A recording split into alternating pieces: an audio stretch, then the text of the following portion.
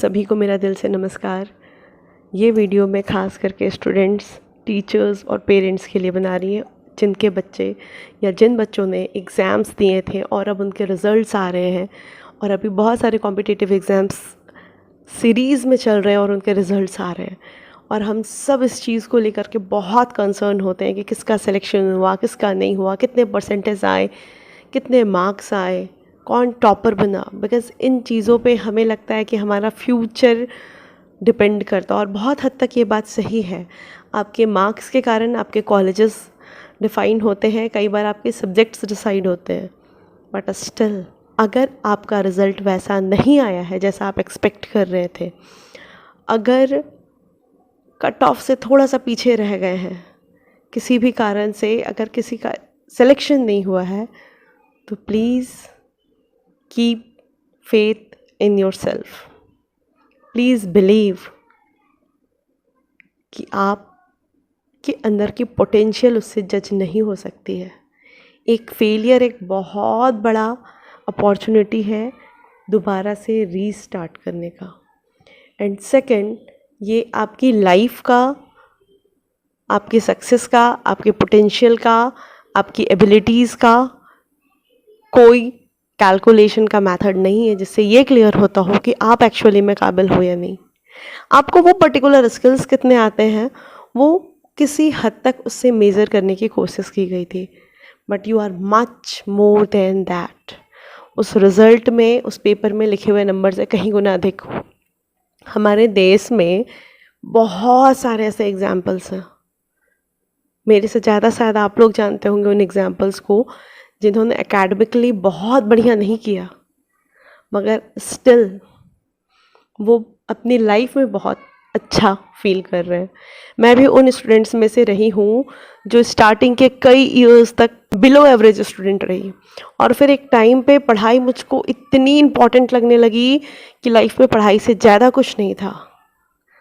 और फाइनली जब मैं एज अ साइकोलॉजिस्ट प्रैक्टिस करती हूँ तो आई रियलाइज़, और एज एन इंडिविजुअल वो सारे लोग जो बहुत सारे नंबर स्कोर्स किए हैं, जो टॉपर्स रहे और वो जो हमेशा किसी तरीके से खींच के एग्ज़ाम पास करते थे, उन दोनों की ज़िंदगी आज वहाँ जाके खड़ी है जहाँ उन्हें सेटिस्फैक्शन, हैप्पीनेस, पीस और प्रॉस्पेरिटी चाहिए। और वहाँ इन रिज़ल्ट्स का रोल नहीं है, वहाँ रोल होता है आपके कॉन्फिडेंस का, वहाँ रोल होता है आपके स्किल्स का। बहुत सारे बच्चे जो परफॉर्मर नहीं होते हैं, टॉपर नहीं होते हैं, मगर दे मास्टर द स्किल्स। और बहुत सारे बच्चे जो टॉपर्स होते हैं, जो बहुत बड़े बड़े परफॉर्मर्स होते हैं, वो इतने ओवर कॉन्फिडेंट हो जाते हैं कि ये भूल जाते हैं कि वो एक्चुअली में एक एग्ज़ाम में बहुत अच्छे मार्क्स लाए थे क्योंकि वो एक जर्नी पे चल सके। वो सिर्फ एक मानदंड है, वो सिर्फ एक स्किल है ये देखने का कि आप इस पर्टिकुलर काम को करने के लिए कितने सीरियस हो या कितने एलिजिबल हो, मगर वो कंसिस्टेंसी चाहता है। तो अगर आपका रिज़ल्ट बहुत बढ़िया आया है तो भी ओवर कॉन्फिडेंट होकर के प्रेजेंट या आने वाली पढ़ाई को इग्नोर नहीं करना है। That still needs your consistency, your efforts. और वहाँ चीज़ें बहुत आसान होगी ऐसा भी नहीं कहा जा सकता है, वहाँ भी आपको फिर से एफर्ट्स लगाने होंगे, फिर से मेहनत करना होगा और फिर से कंपटीशन होगा, क्योंकि ये एंड नहीं है। ना ही उन लोगों के लिए ये एंड है जिनके लिए एक्सपेक्टेशन से बिलो रिज़ल्ट रहा, ना ही उन लोगों के लिए परमानेंट है जिनके रिज़ल्ट्स बहुत अच्छे रहे। ये सिर्फ एक छोटा सा टाइम है, ये सिर्फ एक आपके लाइफ का ऑफ कोर्स एक अच्छा अचीवमेंट हो सकता है या हो सकता है एक डिसअपॉइंटिंग टाइम हो, मगर इन दोनों ही चीज़ों में ये कभी भी परमानेंट नहीं रहने वाला है।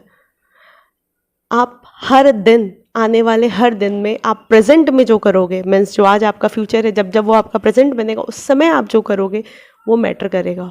और फाइनली इन सारी चीज़ों से अलग और इन सारी चीज़ों में होते हुए भी एक चीज़ सबसे ज़्यादा इम्पॉर्टेंट है, आप जब हो, जहाँ हो, जैसे हो, जो काम कर रहे हो, जॉब में या फैमिली लाइफ में, सोशल लाइफ में, स्पिरिचुअल लाइफ में, आप जिस काम को कर रहे हो उस काम से प्यार कर सको, उसको एंजॉय कर सको, बिकॉज़ वो दिखाता है कि आप कितने सेटिस्फाइड हो, कितने हैप्पी हो। और फाइनली सेटिस्फेक्शन के लिए ही ये किया जाता है। जिनके रिजल्ट्स अच्छे आए हैं वो हैप्पी हैं बिकॉज़ वो सेटिस्फाइड हो चुके हैं कि उन्होंने जो किया था वो उनको पे ऑफ हो चुका है।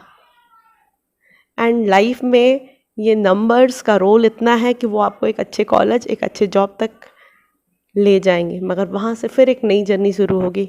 नए कॉलेज में नए पढ़ाई, नए चैलेंजेस, नए रिलेशंस, नए फ्रेंड्स, और वहाँ आपको वो सारे स्किल चाहिए होंगे जो पढ़ाई के अलावा भी इम्पॉर्टेंट होते हैं। You need to have the mental peace, patience, consistency, efforts, ये आपको हमेशा ही चाहिए होंगे। तो इन चीज़ों को ज़्यादा इम्पोर्टेंस दीजिए, ना कि अपने रिजल्ट्स को। Take care of your emotional health and have faith on yourself, because आपके फेथ से ही आपका कॉन्फिडेंस आता है और आपकी कॉन्फिडेंस दूसरे के कॉन्फिडेंस पे हावी पड़ता है। इसके लिए एक एग्जाम्पल दूंगी। रामायण में एक बाली था, सुग्रीव का भाई, जिसको भगवान राम ने पीछे से तीर मारा था और उसको आशीर्वाद था कि जो कोई भी योद्धा उसके सामने आएगा उसके अंदर जो दूसरे योद्धा की, उसके कॉम्पिटिटर की आधी एनर्जी आ जाएगी। और ये क्या था? ये उसके आत्मबल का आशीर्वाद था। उसको इतना आत्मविश्वास और आत्मबल मिला हुआ था कि उसको देख करके अगले की एनर्जी आधी हो जाती थी। तो आपको अपने ऊपर फेथ रखना है, कॉन्फिडेंस रखना है और ये जर्नी कंटिन्यू करनी है। ना ही डिसअपॉइंटेड हो करके होपलेस होने से कुछ होने वाला है और ना ही एक्साइटेड हो करके केयरलेस हो जाने से लाइफ बढ़िया होगी। This was just a single step. ये अच्छा था तो बहुत अच्छी बात है, अगर ये अच्छा नहीं था तो भी बहुत अच्छी बात है, और शायद उससे ज़्यादा अच्छी बात है, क्योंकि आगे की जर्नी और ज़्यादा इम्पॉर्टेंट होने वाली है। वहाँ सिर्फ आपको ऐसे क्वेश्चंस नहीं दिए जाएंगे जो सिलेबस में पढ़ाए गए हों। ये लाइफ आपके सामने रोज़ नए चैलेंजेस लाएगी जिसको कोई आपको नहीं पढ़ाने वाला होगा, कोई सिलेबस नहीं होगा, जिसका कोई ऐसा डिफाइंड रूल नहीं होगा कि ऐसे अटेम्प्ट करोगे तो इतने मार्क्स मिलेंगे। वहाँ सिर्फ आपका कॉन्फिडेंस, आपका पेशेंस, आपकी कंसिस्टेंसी, आपका होप जैसे गुण ही आपको हेल्प करने वाले हैं। सो stay blessed, stay confident, take care of your mental health. Bye bye.